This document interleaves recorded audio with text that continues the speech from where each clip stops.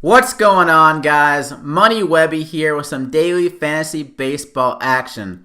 We're getting this going now because you guys need a leg up on the competition. We need you to be thinking about this now before anyone else.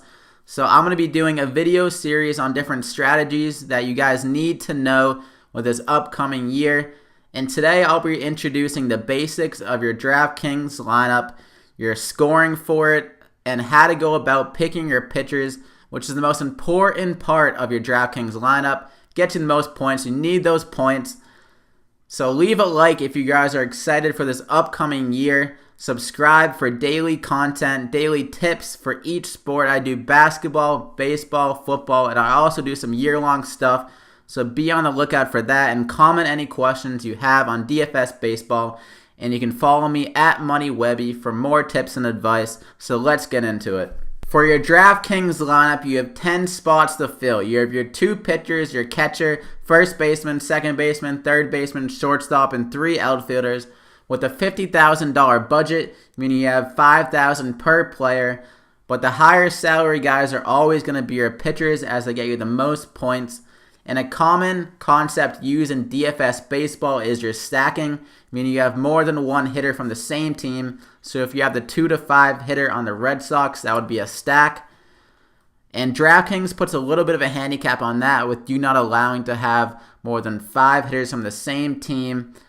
But you don't even want to do that anyways. Your 3 to 5 stack is generally the best. It generates the best results on a night-to-night basis. And for your scoring for hitters, the most important thing that you want to try to get is your home runs and stolen bases, as you can predict those the best on a night-to-night basis. They're the less unpredictable. Your singles, doubles, and triples, like Mike Trout could go 0 for 4 in a game and get you 0 points. He got 0 points 18% of the time last year. So you want to target guys that have that likelihood of getting you the home run, because that can win you a game just by itself. So you use stats like ISO, which is your raw power. So if a guy has a high ISO, then he'd have a higher likelihood of getting you that home run to win the matchup. And stolen bases, your fast guys who steal bases are going to do it on a night-to-night basis.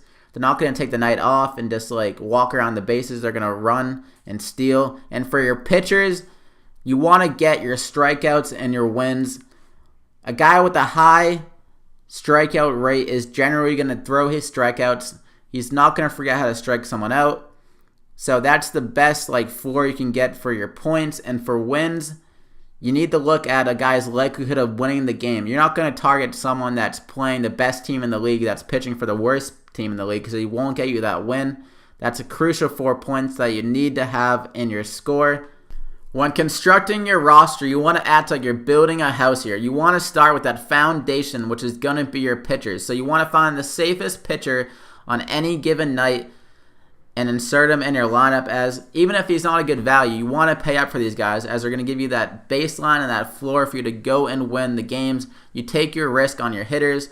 So don't try to get cute and hit a home run with this guy. If you're going to go cheap, you want to have him to have a good strikeout rate.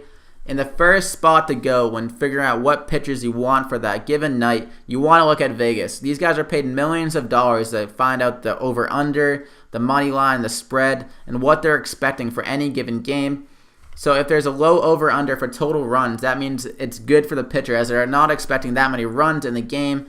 So you want to target things like that. And also looking at the player props for the starting pitchers. They generally don't have props for the hitters. So this gives you a leg up with the pitchers that give strikeout over-unders. So you want to target a guy with a high over-under. For example, if Price has an over-under strikeouts of 8.5 compared to CC Sabathia over-under for 6.5 strikeouts, you definitely want to go Price in that thing if they don't have different salaries. So that gives you an idea of how to look at that. And these props also factor in the innings, like the matchup, what they're expecting for the matchup quality, the weather, ballpark, and everything. So it saves you a lot of time if you just look at Vegas. So after you go to Vegas for the odds, the next spot you want to go is the stats behind the pitchers. And the best 2 for that is K-9 and Sierra, as they get rid of that unpredictability for the pitchers. So the K-9, if you look at this chart here, you can see that K-9 is one of the best stats for it doesn't change that much. Compared to ERA and wins, those are very unpredictable. You never know when someone's going to explode, but the guys that strike people out are always going to be striking people out. Like David Price, he's always at the top of strikeouts. And for wins, like a guy like Rick Porcello went from 9 wins to 22 wins. No one saw that coming. So if you continuously pick guys with high strikeouts, they're going to get the unpredictability, and the variance is going to even out eventually and give you that better chance of winning. So definitely continuously go for a high K to 9. And you also can look at the other team's K to 9. So if they're striking out a lot, their K to 9 will be high. So it's good to target teams like that for your pitchers. And other things like a good ground ball pitcher versus ground ball hitters will get easier outs and things like that. So you definitely want to look at stuff like that. And the next stat is SIERA, which gets rid of the unpredictability from ERA, and it gives you a better explanation of why the pitcher is succeeding.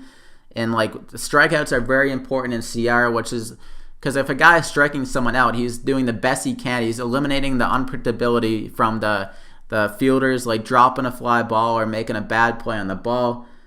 So, for example, if a pitcher strikeouts the side, he's going to have a very good SIERA, whereas a pitcher who gives up a double, a single, and a walk to load the bases and then gets a triple play, they're going to have the same ERA, but obviously the pitcher that struck out the side had a better SIERA, and that will be shown by the SIERA.